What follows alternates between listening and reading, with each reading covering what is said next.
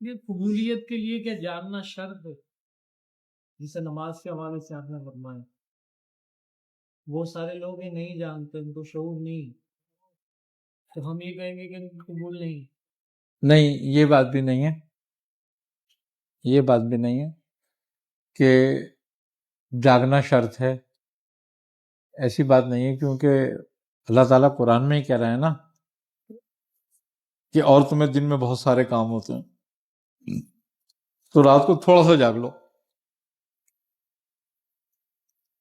آئی نا سمجھ بات؟ تو جس کی جتنی ہمت ہو اتنا جاگ لے۔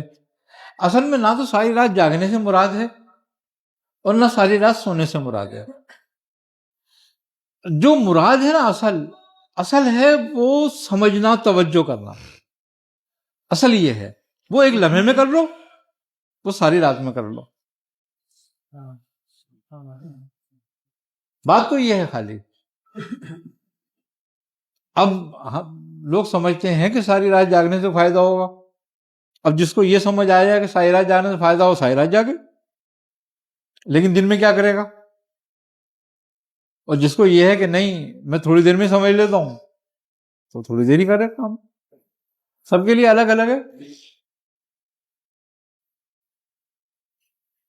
آئے نا سمجھ میں بات؟ اب بہت سارے بزرگان جن کا ایسا طریقہ رہا کہ وہ عشاء کی نماز پڑھ کے سو جاتے تھے، تہجد میں اٹھتے تھے، ذکر اذکار کرتے، نماز پڑھتے فجر کی، اپنے معاملوں میں مشغول ہو جاتے تھے۔ بہت سارے ایسے تھے کہ جو عشاء کی نماز فجر کی نماز پڑھتے تھے